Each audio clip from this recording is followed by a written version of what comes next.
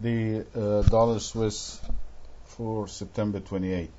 What you see in front of you now, this is the Swiss franc currency on its own versus a basket of currencies, and we use this especially now at turning points because it gives us a good idea or what might be happening in the market and can suggest for us some serious or some important trades. As you see on the weekly, the Swiss franc closed at 97.44. That number doesn't relate per se to the dollar Swiss, but just use that as an index, if you will. And that 97.44 is pretty much the high of the prior week, which is 97.39. So we did actually have a positive close as far as the Swiss franc, closing above the prior week's high.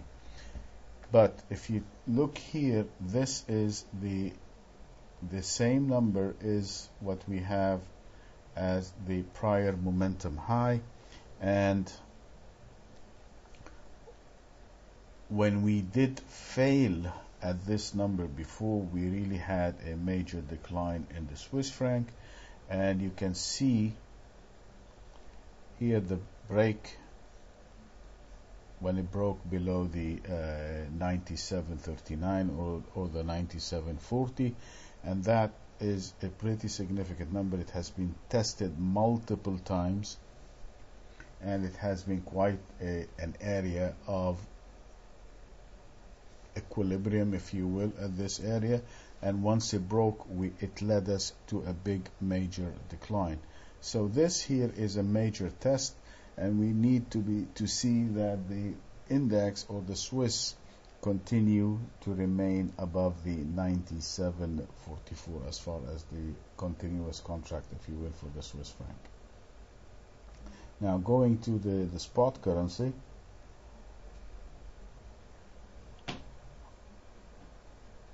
on the weekly chart for this dollar Swiss, even though the dollar was weak or had a weak close versus the Swiss, but if you look over here, we did manage, or the dollar did manage to close above the prior week's low, or actually it is closing right at it right now. We did break below the 103.89, which is one of our major structural points, but that break did not result in the capitulation that we would have expected to see, like what happened here in beginning of late March and April of 2008.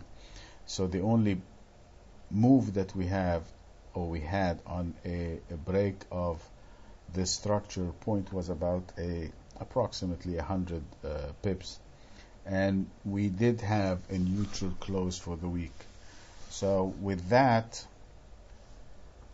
we have to look at with the indication that I have explained to you before, with what's happening in the currencies and what's happening in the commodities.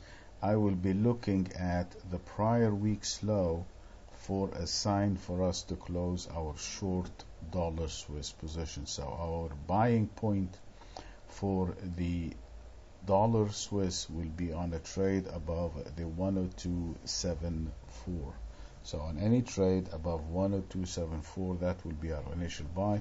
And keep in mind that we have now closed at 102.71 or 102.72, if you will. So we're just 1 or 2 pips below that buying point, or where we should be covering our shorts. So looking at the daily Swiss franc, you would see that we did come back to trade, even though we broke.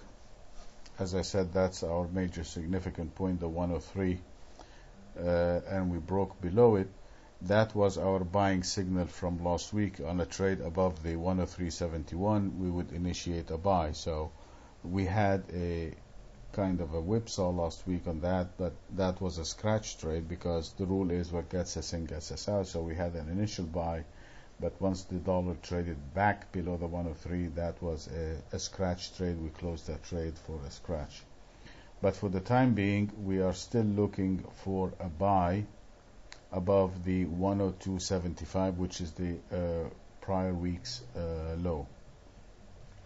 This is not particularly a negative kind of a setup, because as that, in a way, those last 5 days are a neutral kind of close.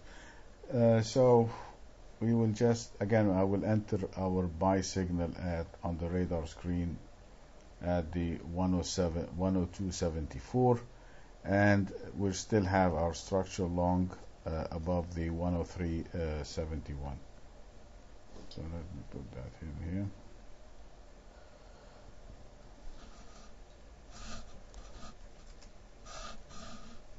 That is our structure long. This means that's the strong buy. And looking at the trade, as you see, when it came back below the one here, we took it short to the downside. So we are right here. This is our buy signal right here. This green line is our buy signal, the 107, the 102.74, and it is also a prior daily high. So this is a pretty significant point that we should be keeping an eye on. So in Tokyo, when the market opens, if we have an opening range and we have a buy, a breakout to the upside, and it's above the 102.74, that will be our buying signal.